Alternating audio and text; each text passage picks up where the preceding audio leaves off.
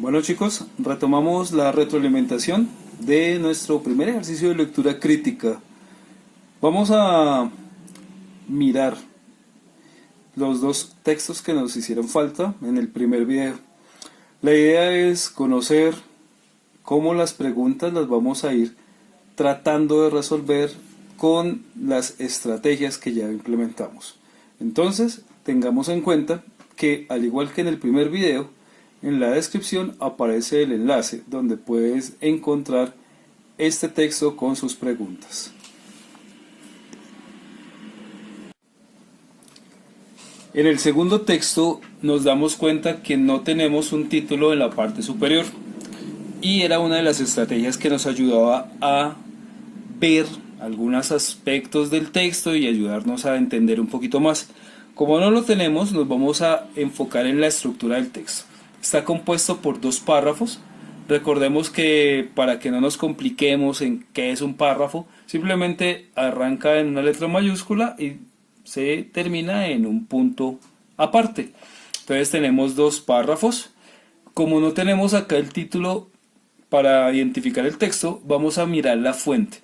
Esta fuente es muy importante que la leamos porque nos va a permitir contextualizar y responder algunas preguntas, como lo vamos a ver más adelante.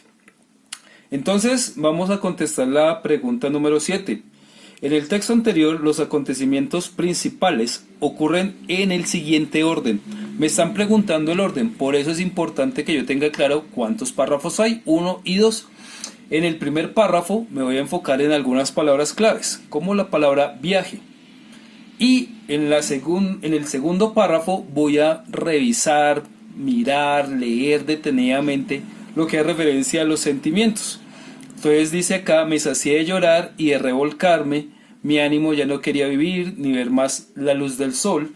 Eso me indica unos estados del personaje. Por lo tanto, la respuesta correcta es la D, ya que en el primer párrafo anuncia el viaje y en el segundo es el lamento del héroe. La pregunta número 8 dice: del texto anterior se puede afirmar que Odiseo es para Circe. Circe, era la bruja que estaba acá, estaba hablando de Odiseo. Aquí es donde yo debo recordar mis clases de literatura, esas a las que ustedes le ponen tanta atención al profesor, y voy a recordar que Odiseo era el rey de Ítaca, un reino de la antigua Grecia, ¿cierto? Y aquí me pone un epíteto que dice de 1000 trucos, Odiseo de 1000 trucos. Epíteto es una figura literaria que me da unas características. Entonces, con esta información yo puedo responder la pregunta, que la respuesta correcta al interrogante 8 es de noble y astuto. Noble porque era un rey y 1000 trucos por su astucia. La pregunta número 9, en la expresión que los demás se mueven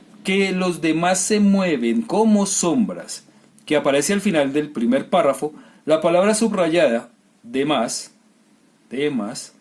Entonces aquí ya me están diciendo otra vez: mire, este es su primer párrafo, enfóquese solamente en esta última línea.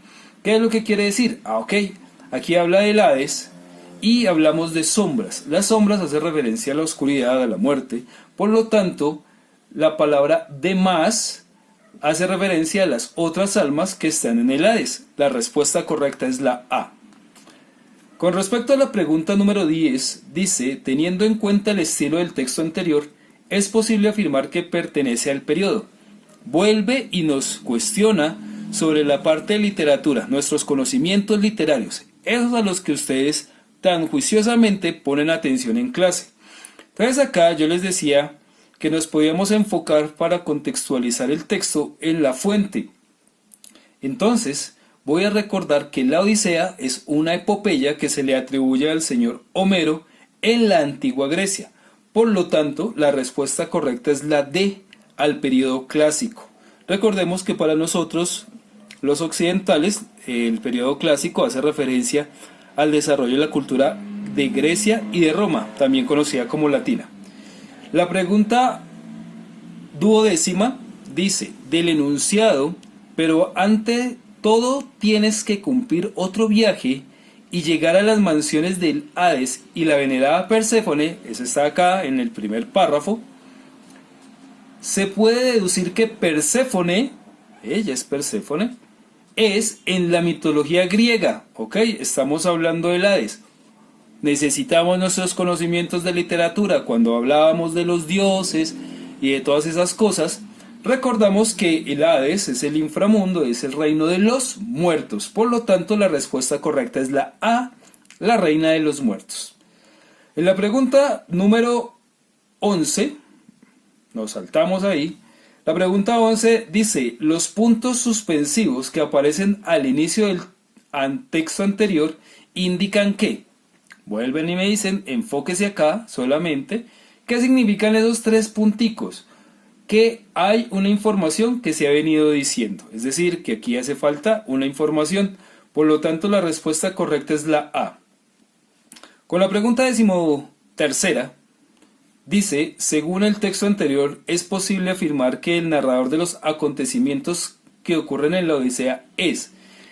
¿Quién será el protagonista? Odiseo. ¿Cómo se llama la obra? La Odisea.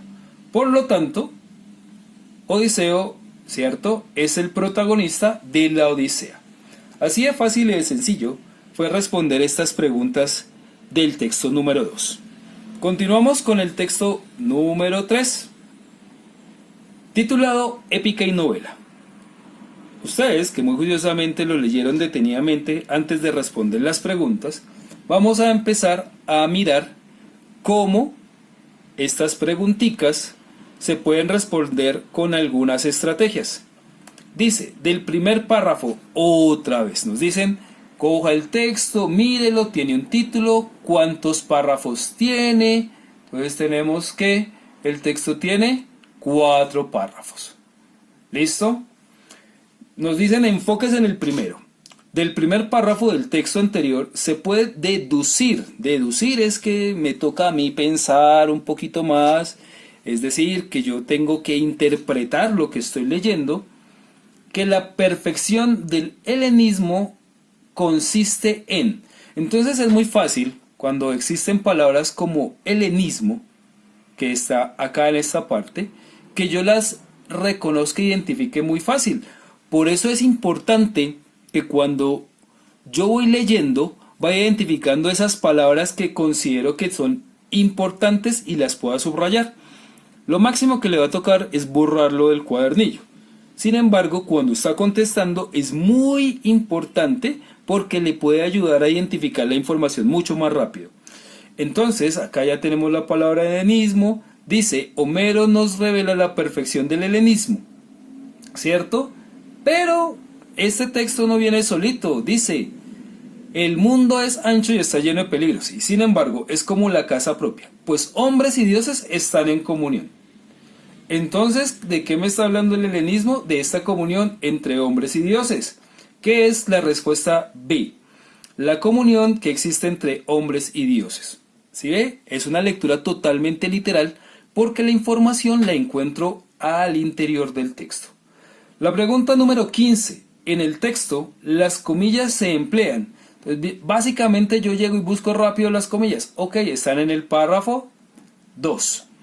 Ustedes que han hecho trabajos, cuando hacen citas, saben que cuando yo incluyo una información y la pongo entre comillas, es una manera de decir que es una cita de autoridad. Entonces dice, en el texto las comillas se emplean para, y yo miro qué están haciendo. Ah, pero mire, acá antesito dice, de acuerdo con Milán Kundera, un escritor, nos comillitas. Por lo tanto, la respuesta correcta, es decir, el uso que tenemos de estas comillas, es la respuesta D. Distinguir las citas tomadas de otros textos. ¿Sí? Aquí aparece el contexto, Don Quijote, ¿cierto? Nos está mostrando esas relaciones. ¿Listo? La pregunta 16. De acuerdo con el enunciado del tercer párrafo, solo en el siglo XIX alcanza la novela su madurez con obras de Flaubert y Dostoyevsky. Se puede inferir que esto ocurre debido a que, ok, ¿Qué debo hacer? Cada vez que yo tengo un texto, para hacer una lectura literal, debo identificar los nombres propios. George Lucas, teoría de la novela, aquí aparece Ítaca. ¿Cómo identifico los nombres propios? Fácil, comienzan por mayúscula y no tienen un punto antes. Acá, ¿qué dice? Ok, está Milán Kundera, acá está Cervantes, Don Quijote. Ya encontramos. Flaubert y Dostoyevsky, dos de los grandes autores, uno francés y el otro ruso. Entonces, acá ya también tenemos algo importante, el siglo XIX. Cuando aparezcan fechas, es importante que las subrayemos, las metamos en un cuadradito, un círculo, porque si nos van a hacer preguntas de tipo literal, es muy probable que no las tengan ahí presente y no las anoten en una pregunta. En este caso estamos hablando del siglo XIX y Flaubert y Dostoyevsky. Otro elemento que tenemos que tener mucho cuidado porque es de la teoría literaria que el profesor nos enseña en clase, eso cuando a veces nos aburrimos de que eso parece sociales, es historia. No, acá en la prueba saber a veces nos hacen preguntitas sobre eso, ya hemos visto cuántas. Aquí hay otra y nos dice, bueno, podemos inferir, es decir, la información no está acá en el texto, sino yo tengo que pensarla e ir más allá. Entonces, acá estos textos dice que alcanzan lo más importante que hicieron ellos, es esto que dice psiquis humana. Por lo tanto, psiquis, hablábamos de que viene son de esas palabras de Grecia y Roma que nos quedaron, significa mente. Por lo tanto, la respuesta correcta es la C. Los novelistas se ocupan de explorar la mente humana. ¿Sí? Acá está de manera literal, explorando la psiquis humana. Importante para tenerlo en cuenta.